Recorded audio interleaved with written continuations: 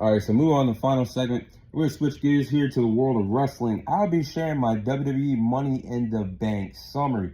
So last night we saw the Money in the Bank pay-per-view. This will be my entire thoughts on the Money in the Bank pay-per-view this year.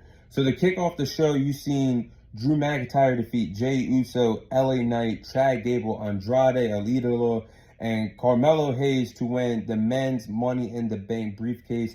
And that made Drew McIntyre Mr. Money in the Bank for a short time. And I'll get to that, how I feel about that. But my thoughts on the men's Money in the Bank ladder match, I think that was a good way to kick off the show. It was a fun Money in the Bank ladder match. I believe moving forward, it is best for Triple H and the rest of the WWE executives to book Money in the Bank matches with only 6 competitors. The flow is way smoother than having 7 to 8 wrestlers in the Money in the Bank ladder match at once. But this is why I do believe it should be like that, only 6, because each wrestler had time to shine, and the spots were incredible, and it was a fun match. But I believe Drew McIntyre was the wrong winner here. I think the Money in the Bank briefcase could have been utilized way better. I think guys like Jey Uso or LA Knight or Chad Gable, you could have put them on a pedestal, but giving them the Money in the Bank briefcase instead of Drew McIntyre. Maybe CM Punk should have costed Drew McIntyre the chance to win the briefcase, let alone instead of making him cost him for the World Heavyweight Championship. And I think that could have elevated Chad Gable. It could have definitely elevated Jey Uso, who's one of the most popular stars right now on the roster, and LA Knight. And I think those 3 have the potential to be future world champions in the WWE. So why not give them the briefcase to normally utilize it? I didn't like that, and I'm going to get to that in a few moments, though. But good match, but wrong winner. Then you had Sami Zayn successfully retain the Intercontinental Championship against Braun Breaker.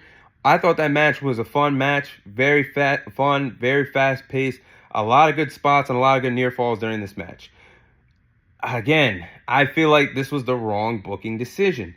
I think this is the best time to put the Intercontinental Championship on Braun Breaker. He's been hot as a forest fire since moving up from NXT, and you made him look like the next big thing. Like I said last week, it feels like Braun Breaker is being booked in a way that Brock Lesnar was when he first burst on the scene back in 2002. And you could have had Braun Breaker get the heat as a heel who's been a dominant heel since being on the scene on Monday Night Raw. And he could have got more heat defeating Sami Zayn for the Intercontinental Championship in Montreal and Canada. And Sami Zayn is putting together a good Intercontinental Championship run. I can't take that away from him. This is just back-to-back pay-per-views that I think he should have dropped the title. I mean, last month at Clash of the Castle, definitely should have dropped the title to Chad Gable. But things go on, and last night he should have dropped the title to Braun Breaker. But I think he is putting together a good Intercontinental Championship run. He's actually continuing to elevate the title, something that Gunther did for over 600 days. Sami Zayn has had good matches against Chad Gable, Bronson Reed, and now Braun Breaker does an Intercontinental Championship title defense. Good match, but once again, wrong winner in my opinion. So then the next match. Oh, actually, not the next match. The next segment was when John Cena announced in 2025 he will retire from the WWE. My heart is sad about this because John Cena is an all-time great and obviously one of my favorite wrestlers. The man was literally my childhood. I mean, always been a top-tier guy since 2005. And it's going to be sad knowing that John Cena next year is it for him. And I think he should have the perfect retirement run. He's going to make 30 to 40 appearances next year in the WWE. 2025 should be epic for him. At this point, fuck it. Let John Cena win the Royal Rumble. Challenge Randy Orton for the WWE Championship at WrestleMania 41. I think that feud has been one of John Cena's greatest feuds in WWE history, but we never seen that match translate and take place at WrestleMania before. I would have John Cena defeat Randy Orton to win the WWE title for the 17th time, to dethrone the Nature Boy Ric Flair's all-time record at 16, which they're both tied at right now. But during this retirement run, I will say John Cena should not let young talent go over each and every single time he's in a feud, because he did that with Austin Theory and Solo Sikoa. Austin Theory, that did not push the needle for him at all. And Solo Sikoa didn't push the needle for him at all, really, until this Bloodline 2.0 storyline happened. So I really would have, if you're not going to let him win the Royal Rumble, at least let him face Randy Orton for the WWE title at WrestleMania 41. Have him break the record. And then that's up to WWE how long they want him to keep the title. But definitely deserves to break the record. Or at least win the Intercontinental Championship, something that he has not done in his WWE career. So definitely those things have to be done during his run. Now, the next match was Damian Priest successfully retaining his World Heavyweight Championship in a triple threat match against Seth Rollins and the failed cash-in of Drew McIntyre with the Money in the Bank briefcase. Now, the match and the cash-in was wild. Other than the botched kick-out that Damian Priest had, that match between himself, when it was a one-on-one match between himself and Seth Rollins, was really good. Damian Priest is not catching a break with his world title reign. He's not looking like a fighting champion. I mean, he wants to do the right thing, and it's not happening. But in terms of booking this cash-in, I have to say this was a rare Triple H booking L. The briefcase was wasted due to a storyline between Drew McIntyre and CM Punk that's already hot as a forest fire, and you wasted the Money in the Bank briefcase that is only there for a year, and you wasted it in a matter of an hour because of the storyline. That is bad booking. CM Punk has already costed Drew McIntyre the World Heavyweight Championship at WrestleMania. He costed it at Clash of the Castle. Now he's costed him the title on Money in the Bank.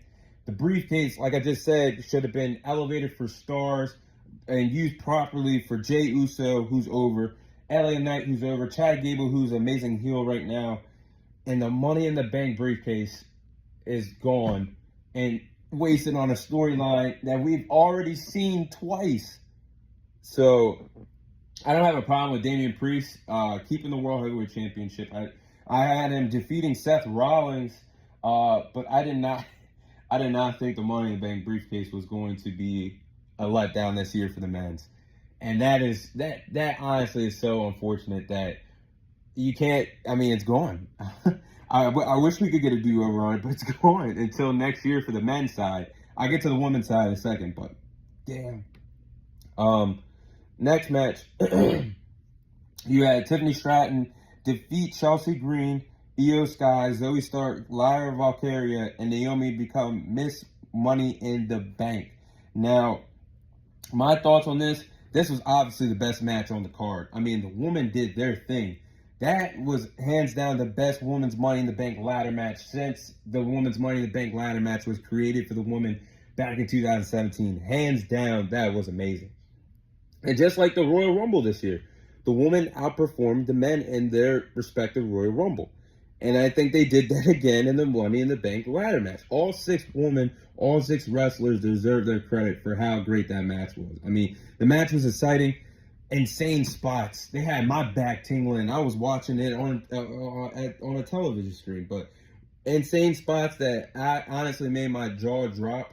Tiffany Stratton obviously winning the women's Money in the Bank ladder match is obviously the right call. She's going to be very interesting with the briefcase on the SmackDown roster for the women's side, and she's going to be a future world champion, man. I'm happy for her. That was a really fun Money in the Bank ladder match. Now, the last match in the main event, you had the Bloodline 2.0 defeat Cody Rhodes, Randy Orton, and Kevin Owens in a six-man tag team match.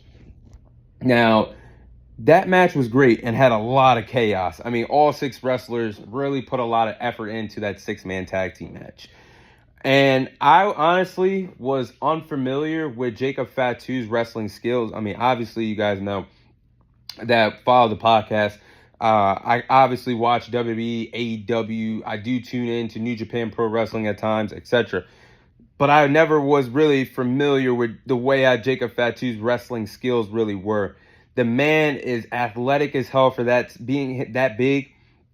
And this man is going to be fun to watch in the WWE. Great pickup for them to get him and bring him over to the WWE. But in terms of booking, I knew this was going to happen. Solo Sikoa is obviously the new head of the table and the new tribal chief, while Roman Reigns is away.